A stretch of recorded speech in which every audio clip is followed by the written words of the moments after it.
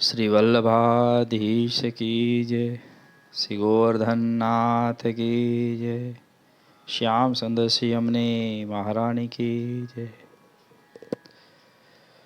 भगवद वार्ता सत्संग। आज भगवत रहस्य वार्ता में दर्शन करेंगे कि दामोदर दास हर्षानी ने कैसे जानी श्री महाप्रभु जी को प्रागट्य भयो है।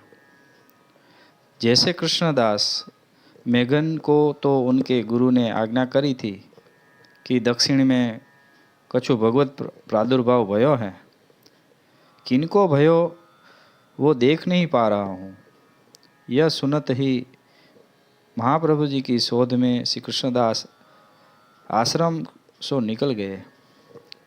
वैसे ही दामोदर दास जी को यह पता था कि मेरे वल्लभ पधारेंगे। हर दिन गोख में से श्री वल्लभ का रास्ता देखते रहते थे। वैष्णव, आज की रहस्य वार्ता में यह दर्शन करेंगे कि दामोदर दास को श्री वल्लभ के प्रागट्य का रहस्य कैसे जाना। ऐसे तो दामोदर दास जी ललिता सखी को प्रागट्य हैं। श्री आचार्य जी के द्वादश अंग में दामोदर दास श्री वल्लभ को हृदय हैं। सो वो जानते ही हैं, सो उसमें कोई संदेह नहीं है। फिर भी प्रमाण रूप जैसे कृष्णदास मेघन ने जाना कि श्री वल्लभ का प्रादुर्भाव भया है, वैसे हम प्रमाण रूप प्राचीन वार्ता रहस्य के माध्यम से आज हम दर्शन करेंगे कि दामोदर दास श्री वल्लभ के प्रागट्य की कैसे जानी। भगवद रहस्य वार्ता सत्संग के दर्शन करें उनसे पहले वैष्णवन ने भगवद वार्ता सत्संग चैनल को लाइक, शेयर और सब्सक्राइब नहीं किया, वह अभी कर दे ताकि और वैष्णवों को भी नित्य भगवद वार्ता सत्संग को लाभ मिलता रहे।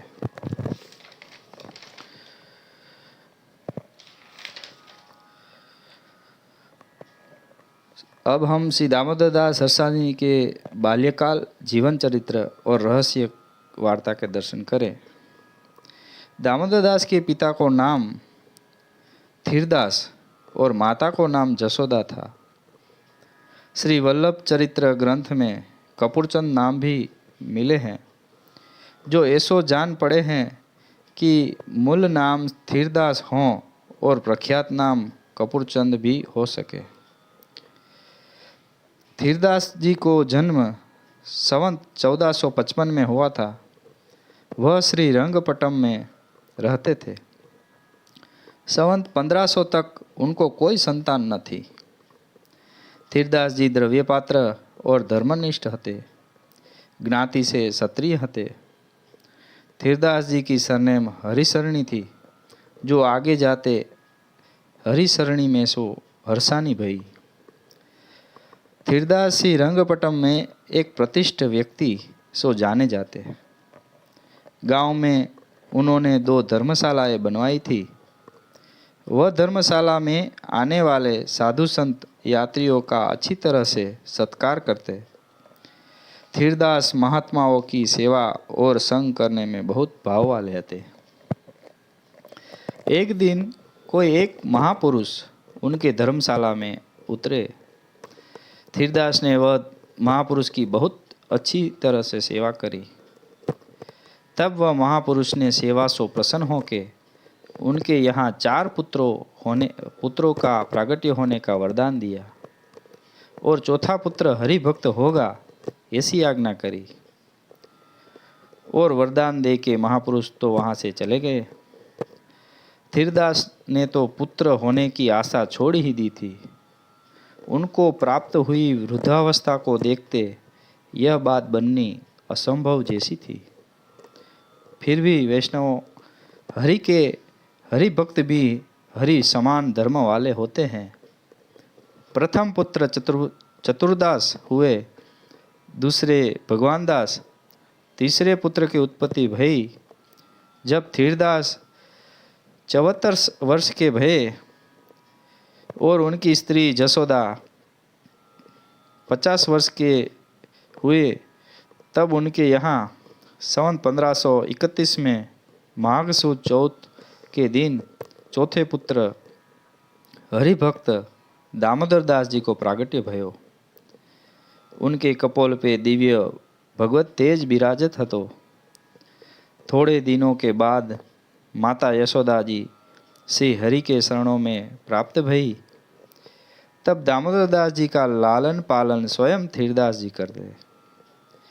उनको दामोदर दास के प्रति अत्यंत प्रेम था। एक क्षण भी दामोदर दास बिना धीरदास रहते नहीं।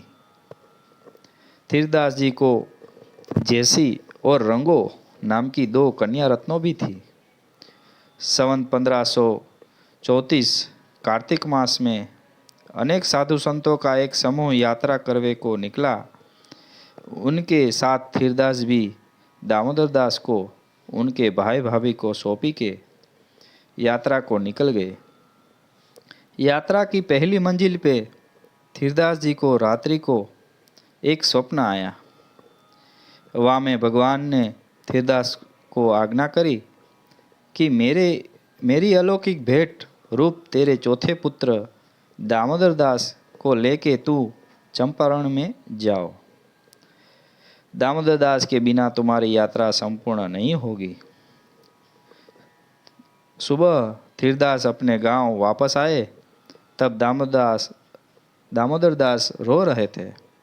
धीरदास ने दामोदर दास की रोने का कारण उनके भाई भाभी से पूछा। तब कहने लगे कि जब से आप गए हों तब से दामोदर दास रो ही रहे हैं, किसी भी उपाय से चुप हो ही नहीं रहे हैं। अब आप जहाँ जाओ तहाँ दामोदर दास को साथ लेके जाओ। पाछे धीरदास दामोदर दास को यात्रा में संग ले गए। रास्ते में साधु संत को समूह मिलो। कितने दिन के बाद चंपारण पहुँचे।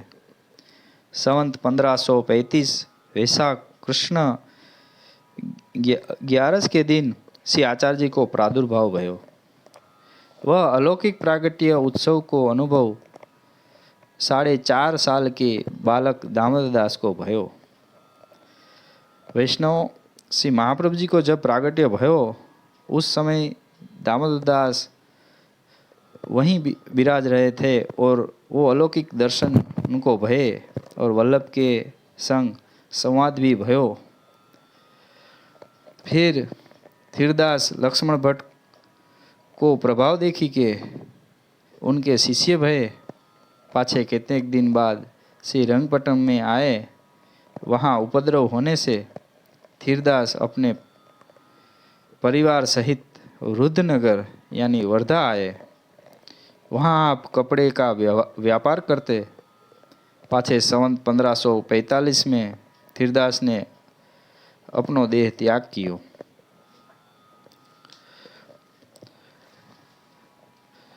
अब दामोदर दास शरण आए, उनसे पहले की वार्ता के दर्शन करे। तो जब से आचार्य जी आगे पृथ्वी परिक्रमा को पधारे, तब एक बड़ो नगर रुद्रनगर वर्धा आयो। सो वाठ और एक बड़ो नगर हतो, सो सत्री हतो। वाठ और एक बड़ो नगर सेठ हतो, सो सत्री हतो। वाके 4 बेटा हते, सो 3 बेटा तो बड़े हते और सबसे छोटे दामोदर दास हते। सो उन 4 भाई ने विचार कियो, जो होय तो यह द्रव्य अपनो अपनो चारों भाई बांटी ले। काहे ते जा द्रव्य हैं सो कलेश को मूल है। पाछे हमारो आपस में हित न रहेगो। दामोदर दास तो छोटे हते, सो उनसो कहे, क्यों बाबा तू अपने बाटे को द्रव्य लेगो। तब दामोदर दास कहे, मैं तो कछु समझत नहीं, तुम बड़े हो, आछो जानो सो करो। तब उनने द्रव्य सब घर में सुकाढ़ी, वाके 4 बाट किए। सो 4 चिट्ठी लिखी के वाके ऊपर डारी। सो जा जाके नाम की चिट्ठी आए, सो वाने लियो। तब दामोदरदास सो कहे, तुम्हारो द्रव्य जहाँ तुम कहो वहाँ धरे। ता समय दामोदरदास गोख में बैठे हते। सो गोख के नीचे राजमार्ग हतो। सो ता समय से आचार्य जी महाप्रभु वा मार्ग होय के निकसे। सो उपरते दामोदरदास की दृष्टि पड़ी। सो तत्काल उठी दौरे। न कछु द्रव्य की सुधि रही, न कछु घर की सुधि रही। सो आवत ही आचार्य जी महाप्रभु को साष्टांग दंडवत किए। तब से आचार्य जी महाप्रभु श्री मुख से कहें, जो दमला तू आयो। तब उनने कही, महाराज हूँ कब को मार्ग देखूँ हूँ। सो महाप्रभु जी के चरणारविंद के पाछे पाछे दामोदरदास चले। सो पाछे भाई कहन लागे, जो दामोदरदास कहाँ गए। तब काहू ने कही, जो या मार्ग में एक लड़िका जात हते, तिनके पाछे पाछे दामोदरदास जाते हैं। तब ये तीनों भाई वहाँ ते चले। सो आगे वा नगर के बाहर एक स्थल हतो, तहाँ से आचार्य जी आप बिराजे हैं। आगे दामोदरदास बैठे हैं। तब वो देखत ही तीनों भाई चकित हो गए। सो उनको श्री आचार्य जी के दर्शन साक्षात तेज पुंज के भये। सो उनते कछु बोलियो न गयो। अपने मन में विचारे, जो कदाचित कछु बोलेंगे तो ई अग्नि हमको भस्म कर डालेगी। तब दामोदरदास भाईन को देखी के कहो, जो जाओ। सो भाईन दामोदरदास को स्वरूप ता समय तेजोमय देखे। सो भय खाई के पीछे फिरी आए। जो देवी जीव होते तो शरण आवते। श्री आचार्य जी को नाम देवोद्वार प्रयत्नात्म हैं। तब दामोदरदास को संग लेके आचार्य जी आगे पधारे। दामोदरदास कछु ब्याहे तो हते नहीं, जो उनको स्त्री आदि आई के प्रतिबंध करे। बहुत दिना के बिछरे हते, सो आए मिले। तब आचार्य जी महाप्रभु के संग दामोदरदास चले। वह आगे की वार्ता के दर्शन हम वार्ता जी में कर ही आए हैं। अब से आचार्य जी के आसुर व्यायाम लीला के बाद के प्रसंग के दर्शन करें। जब से आचार्य जी ने आसुर व्यायाम लीला करवे को विचार कियो, तब संवत 1582 में आप श्री दामोदरदास जी को ले ब्रज में श्रीनाथ जी के पास पधारे। श्रीनाथ जी के पास श्री आचार्य जी ने यह समय दामोदरदास की देह स्थित रहे ऐसो 3 बार मांग्यो। वह वरदान प्राप्त कराए दामोदरदास को श्रीमद गोकुल को वास करवायो। निर्वाह अर्थ चरण पादुका पधराई दीनी। पाछे श्री आचार्य जी अडेल पधारी के व्याहोम लीला करी। वह समय दामोदरदास अडेल आए और पाछे वही एक पर्णकुटी रची के वास कियो। श्री अक्काजी की आज्ञा सो श्री गुसाई जी ने दामोदरदास 500 सेवा प्रणाली का उत्सव क्रम और मार्ग को रहस्य आदि प्राप्त कियो। केतेक समय पाछे संवत 1607 में दामोदरदास 76 वर्ष भूतल पे बिराजी सदे ही अंतर्हित भये। बोलो श्री वल्लभाधीश की जय। श्री दामोदरदास सरसानी की जय। अस्तु। जय श्री कृष्ण।